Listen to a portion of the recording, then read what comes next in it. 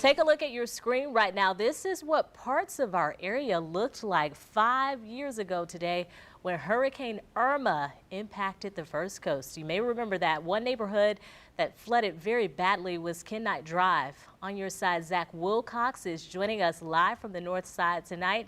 Zach, flooding still a problem for that area.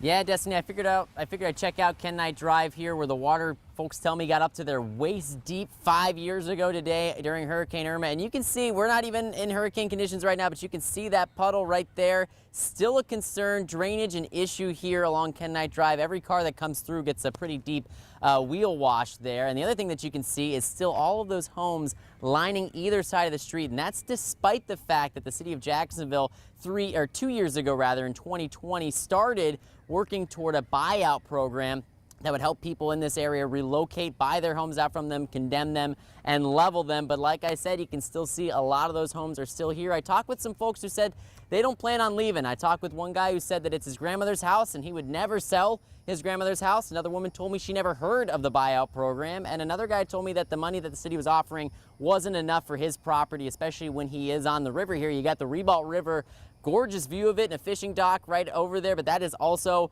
the thing that is flooding so much for this area. Anytime we get a heavy rain, one woman told me that anytime we see that rain come in, not even a hurricane, when it's heavy rain, and we've seen a lot of those days lately, she says that that water comes up really high and is several inches deep. So still really concerned. She'd like to see some improvements to drainage here rather than any kind of buyout program, because she still loves this area. She grew up in it and she lives here now. So on the west side, Zach Wilcox, First Coast News, on your side.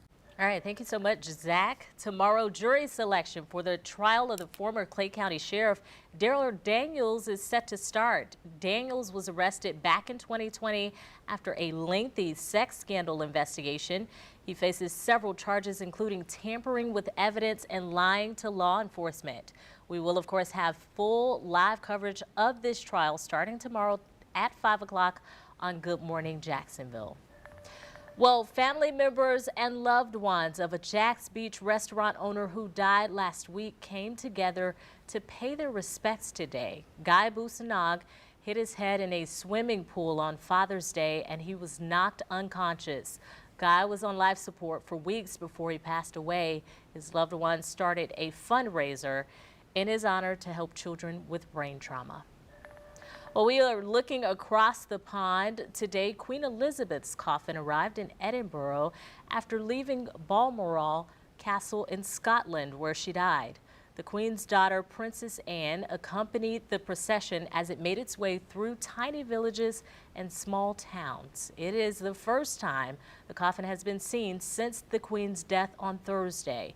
It will rest in the throne room in Edinburgh until tomorrow afternoon. Well, are you ready to roar? The Jacksonville Jaguars had their season opener today against the Washington Commanders. Sports Director Chris Porter joining us live from our nation's capital with a wrap-up of that game. Chris, why didn't you take me with you? That's number one.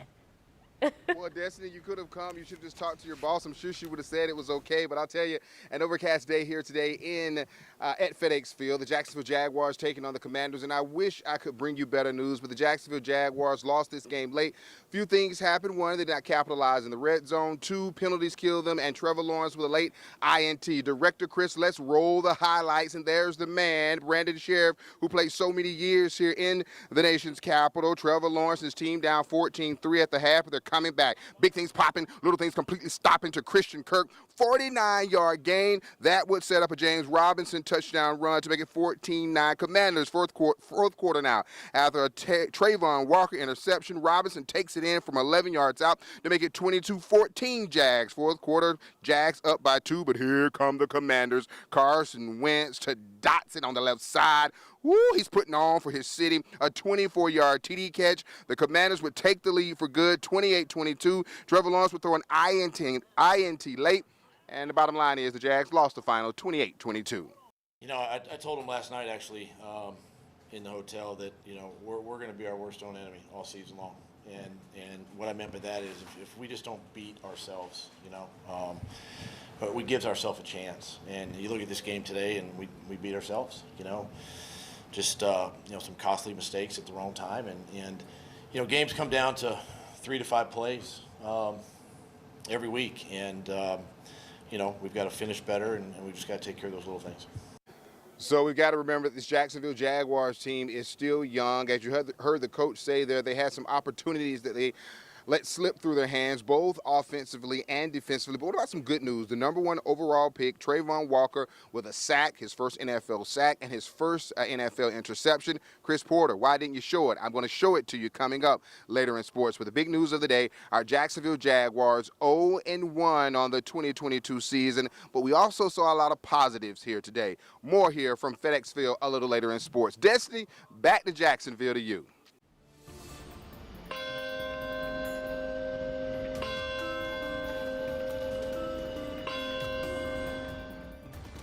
Today marks 21 years since the terror attacks that killed nearly 3,000 people. Up next, we'll tell you how people across the First Coast are taking the time to remember that tragic day.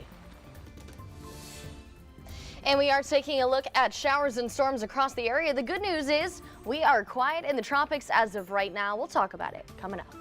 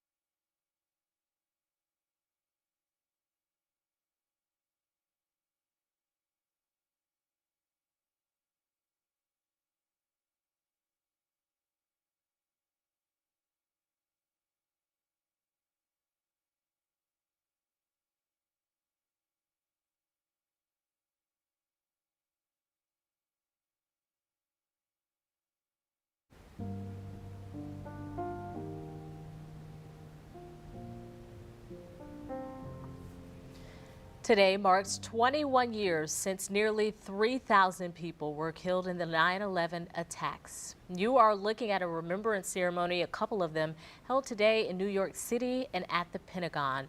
Those were places impacted in the coordinated terrorist attacks. 44 people also died on United Airlines Flight 93, President Joe Biden spoke at the ceremony today at the Pentagon.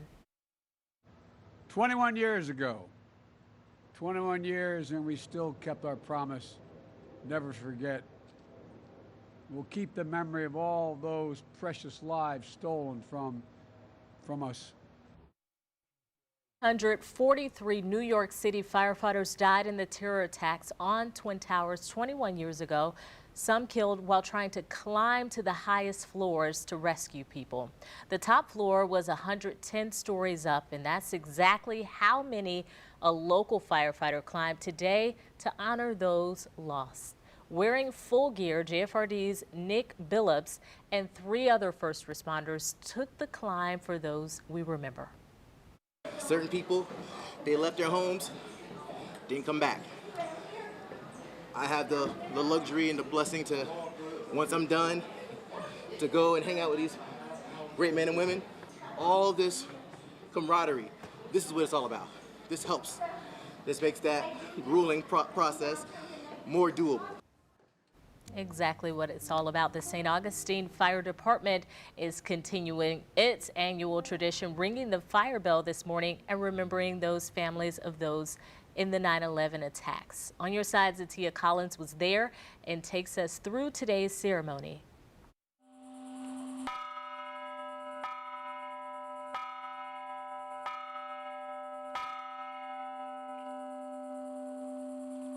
The bell signifies the last alarm heard by firefighters before an emergency.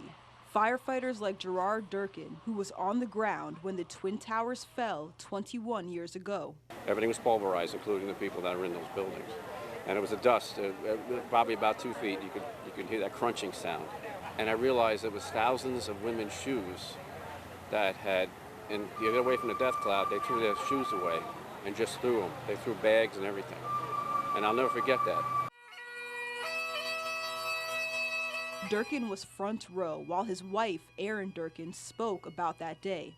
Her baby sister, Suzanne Garrity, was working in the North Tower on the 103rd floor when it was hit. Suzanne had an infectious personality. She was funny. She was the life of the party. My sister had life insurance that none of us had known, and so it all went to the kids. And they've all graduated from college. She's left a legacy. Hearing these stories and gathering to remember those lost is a tradition that has continued each year since the city of St. Augustine's first ceremony of remembrance held just 2 days after 9/11, 2001. It's just nice that there's a network and a support for those who actually experienced 9/11. We did what we had to do. You know, you don't let people get them out. That's your job.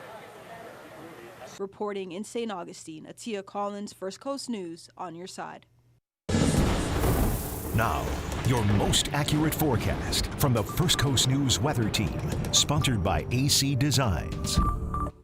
Okay, we are switching gears now, taking a live view outdoors. This is a look at outside of the Hart Bridge here. Clouds are continuing to build into the area. We did have quite a bit of sunshine, at least in the Jacksonville and Duval area, but the temperature-wise, again, here in Jacksonville into the upper 80s, that doesn't hold true across the majority of our area because these cooling downpours continue to push across our area. So we do have some showers and some storms here, mainly in Putnam, St. John's, and Flagler counties here. That is continuing to be just south of Duval counties as well as in southeast Georgia. So it's just north and south of Duval, and it will continue to push offshore. And on the back end of that, we don't have quite as many storms, but we do have more rain in the forecast for this evening. So again, where we are seeing those downpours in southeast Georgia into the 70s, rest of us mainly in Jacksonville along the river here into the 80s. Let's take a look at that dew point. Of course, a whole lot of moisture in the air, so that dew point is reading true to that into the 70s, making it feel more like the 90s, but again, where we're having those cooling downpours, look at the temperature change from the upper 70s compared to the 90s here. So almost a 20-degree difference where that rainfall is hitting us pretty drastically. All right, let's take a look at the next 12 hours. So we will have those showers and storms, not quite as excessive as yesterday, but still going to be hanging around the area until about 9 p.m. and then it'll start to clear on out. But we are still dealing with the rainfall all the way through Monday, and then we'll finally get a break as a cold front front does come in. So the moisture again coming in from the Gulf here. Once that clears after tomorrow afternoon, look at this. We have some drier air pushing into the area. A cold front will come in, dry us out for Tuesday and Wednesday, looking to be great days overall here. So again, Monday we have the rainfall. Tuesday, dry and mainly just wet to the south there. So we'll still have a few scattered showers, but overall Tuesday and Wednesday looking to be much nicer. And on the back end of that cold front, we will see these temperatures drop as well. So we'll have a little bit of sunshine here on Tuesday and Wednesday, but again, some cooler air filtering in, so we will be into the 80s, feeling nice and comfortable for us.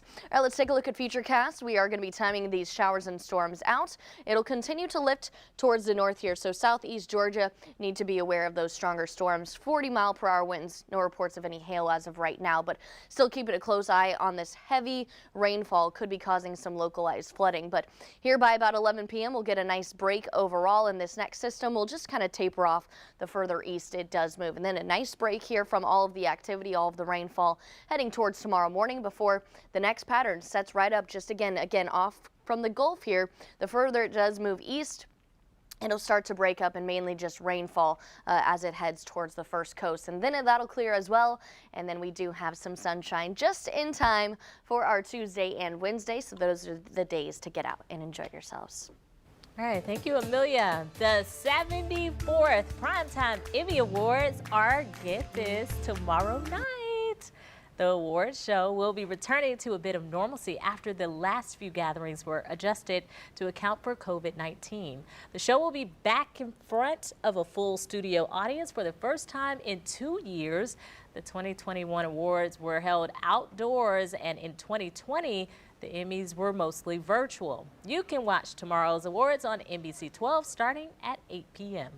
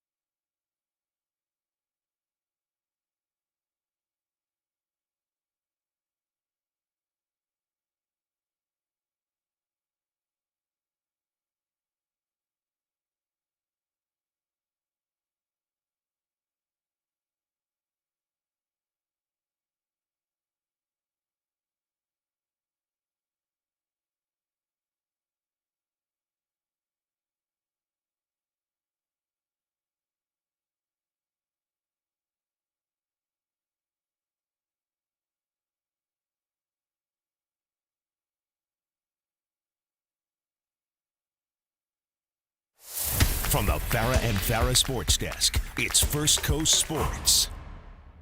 Hello, everybody. Chris Porter live here at FedEx Field. Today, our Jacksonville Jaguars took on the Washington Commanders. Yes, the Jags opened their season here on the road. A game they had an opportunity to win, but they let it slip through their fingers. Director Chris, let's roll the highlights, the captains meeting before the game. I see Lawrence. I see Brandon Sheriff, all those good folk. Jaguars, though, this is what you want to see from Mr. James Robinson. 25-yard pickup here. He's back. Jaguars will have to settle for a field goal to make it 3-0. Robinson averaging 9 yards to carry, but only touched the ball 3 times there in the first half. The Commanders will respond. Carson Wentz to Curtis Samuel, 3-yard TD catch. 7-3 Commanders. Second quarter now. After DeJuan Smoot personal foul, the Commanders would take advantage. That's Mr. Dotson there. 7-yard TD catch. 14-3 Commanders. They led it by that score at halftime. Then the Jags with an opportunity here on 4th down. Oh, Travis Etienne, you got to catch that, my friends. First play of the second half, and here come the Jaguars. Lawrence airs it out to Mr. Christian Kirk.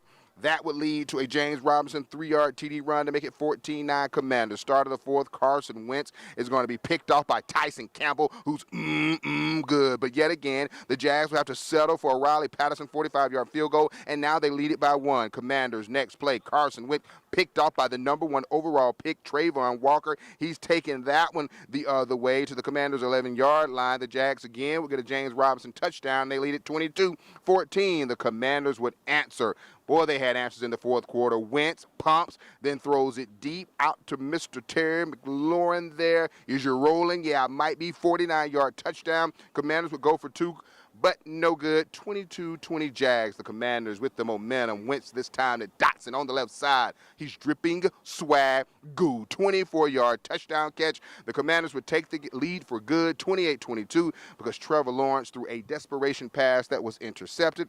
Our Jacksonville Jaguars start the season 0-1.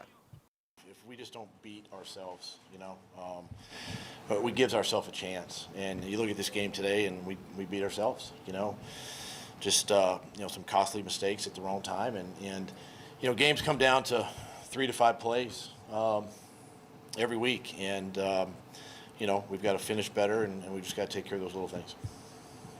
No, given that you beat yourselves, do you come out of it encouraged a little bit because if you don't make those mistakes, you guys can come The mindset is to go win the game and finish it, and for a number of reasons we didn't. Like you said, as bad as we played in the first half, still having an opportunity in the second half to go win the game was great to see, for that third and half of the fourth quarter, how well we were playing. But at the end of the day, the final score is what matters, and not what it is halfway through the fourth quarter. Eliminate mental errors and little small things that we did hurt ourselves, and go from there, go to practice tomorrow, work on those things, and don't let them keep happening. So let's take a look inside the numbers. Trevor Lawrence was 24-42, 275 yards, 1 touchdown, 1 interception. Christian Kirk had a big day, 6 catches for 117 yards. James Robinson, 11 carries for 66 yards, 1 rushing TD and 1 receiving TD. Carson Wentz, 27 of 41, 313 yards, 4 touchdowns, and 2 interceptions. Penalty killed the Jaguars, 13 for 90 yards. Jaguars also did not get it done in the red zone, 2 for 5. They'll welcome the Colts next week. So here's how we're going to continue our coverage today. Join me tonight at 6:30, then 11:30 tonight for more from the nation's capital, and then Monday on Good Morning Jacksonville. And our Week 4 Sideline 2022 Game of the Week is taking us to the south side of Jacksonville, the home of the University Christian Fighting Christians. They'll host the Christchurch Eagles. Our live coverage starts Friday at 5, and then join me later that night for a Week 4 edition of Sideline 2022. So that's the story from here. Jaguars fall 28-22, much more in our later newscast. I'll send it back inside to you guys. All right, thank you so much. Amelia was supposed to be there. Girl, get there. Hey.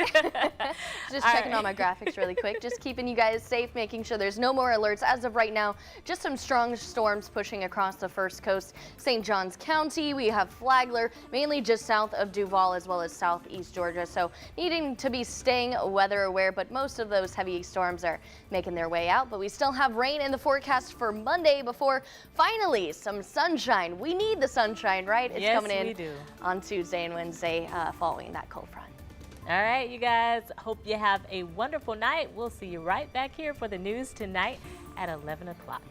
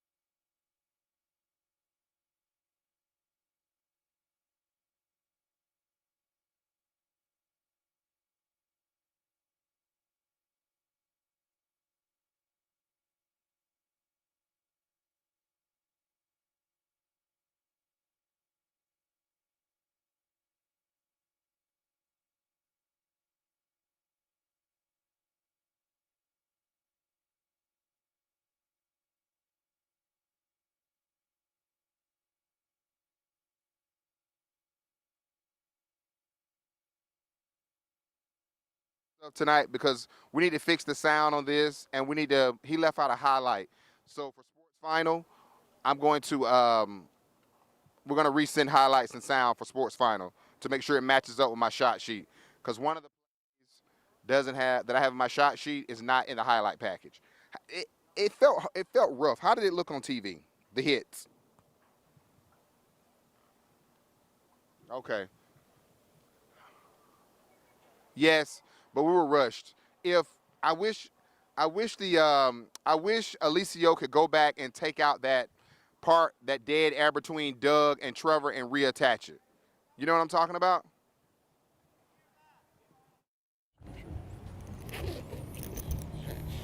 Yep. Hey, how we doing? Sorry about that, Chris. Yeah, Destiny, figured this area was so heavily impacted by Hurricane Irma, we'd check back in.